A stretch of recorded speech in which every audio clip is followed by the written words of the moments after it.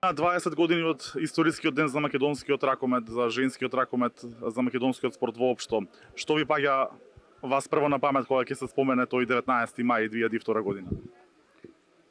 Па толку многу нешта да јас би можел и книга за тоа да напишам, да ви кажам право за како дојде до тоа. И тоа е цела историја на клубот, една епопеја која што започна далечните 84-5 година, кога почнавме да работиме и кога набрзо амбицијата ни стана европски првак. Малку лудачки во тоа време, меѓутоа така беше.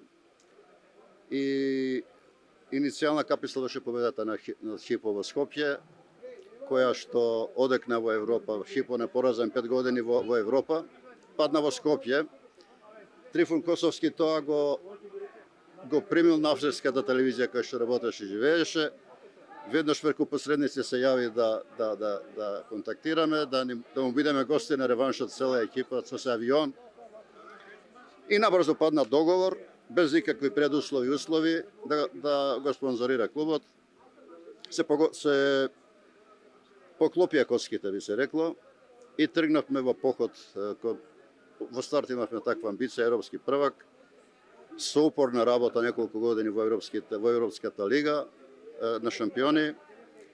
Дојдовме до првото финале, кое го изгубивме, а не знаевме да се израдуваме како финале. Второто финале беше на очиглед на сите успешно, на радост на цела Македонија.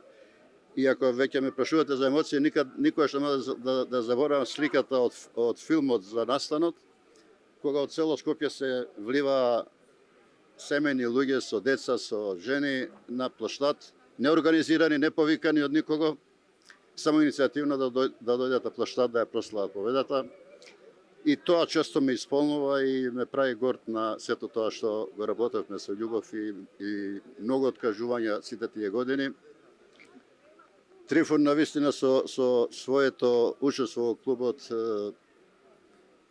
немам зборови како спонзор беше, тоа беше нешто неверојатно. Се што ќе посакавме од играч, се што ќе посакавме од тренер, доаѓаше во Скопје. И сите сакаа да останат во Скопје. Тоа беше најголемата работа. Сите сакаа и дел од нив веќе се останати во Скопје, семејства во Скопје имаат. И еве, ние ги одбележувавме и 5 годишнина и 10 годишнина во помирна атмосфера. Трифун инсистираше сега да го направиме тоа малку 20 годишнина како 20 годишнина. И еве тука сме. Низ годините соработувавте со многу луѓе во стручниот штаб, со многу ракометарки. Кој беше најтежок за соработка? Знаете што? Често и овие денови се мислам како е можно во толку години на работа ние во клубот да работиш со 20-25 ракометарки, да немаш никаков поголем инцидент или проблем во настанат меѓу толку играчи со различни карактери, со различни темпераменти. Никогаш немавме некој поголем проблем како што се случува и што нормално се случува кај што работат многу млади луѓе, така со емоции, со темперамент. Бидејќи секогаш ги решававме, имавме и среќа веројатно да бираме такви и ракометарки и личности. Успеавме да со помош на поискусните ракометарки Нацева и Преце и Кастратовиќ и да се појавеше некоја мала нешто несогласица да се реши бргу. Така да негативен или тежок период за работа не сум имал, освен што дававме се од себе и ние и ракометарките на терен. Се навратим уште еднаш на 2002 година, таа сезона кога Кометал стана првак. Херц беше слободен во Скопје по поразот во Будимпешта, но општо е мислењето дека можеби клучен надпревар беше оној со Ларвик во полуфиналето.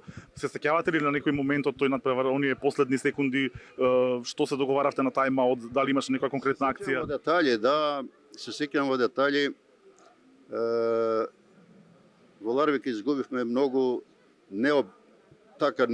необмислено, можеби 7 разлика е голем резултат и секој би се откажал на 7 разлика во реваншот.